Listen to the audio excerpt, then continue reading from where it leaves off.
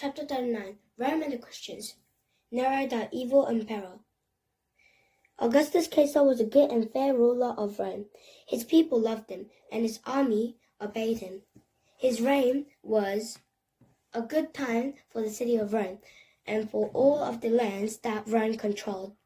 But after Augustus Caesar died, Rome had some other emperors who weren't fair and just. They were cruel to their subjects. They got richer and richer, and spent more and more money on themselves, while the people of Rome got poorer and poorer.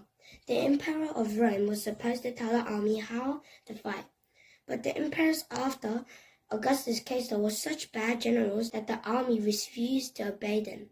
One Roman emperor even made his horse a consul, and told all the people of Rome to do whatever the horse said.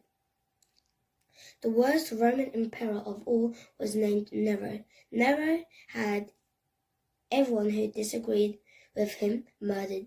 His favorite pastime was playing the lyre.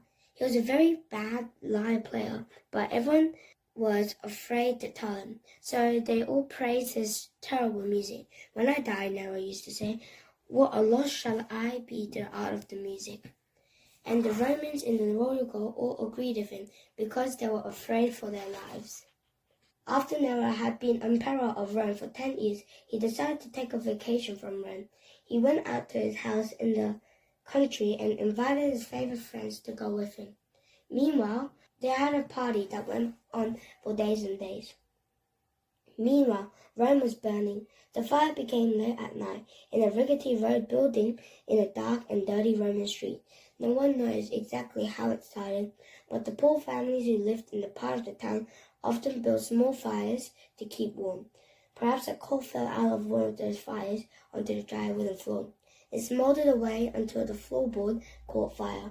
The fire spread to a wall and then to the entire building. Then the flames leapt up to the building next door. Soon a whole section of Rome was on fire. The fire roared along until it came up against the stone wall. The rich people of Rome had built the wall to keep fires from spreading into the wealthy part of the town. But this fire was stronger than the wall. The flames leapt right over the wall and kept on burning. The people of Rome realized that this was the worst fire in Roman history.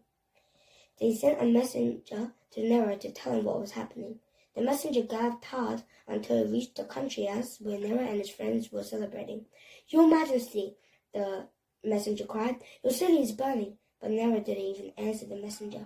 He ordered him to taken away before he ruined the party, and he didn't return to Rome for days more.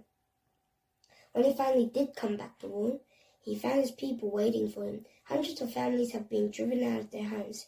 Everything they owned had been burned. They were cold and hungry. They begged Nero for help. Remember, your great ancestor, Augustus Caesar, they cried. He gave money to every poor family in Rome. Surely you can help us out of your great wealth. Nero did give some money to the poor and the homeless, but he made a big mistake. He announced, the fire has cleared away ugly, broken down houses and left space for my new building projects. I'll take the land where those houses used to stand and build myself a new and bigger palace.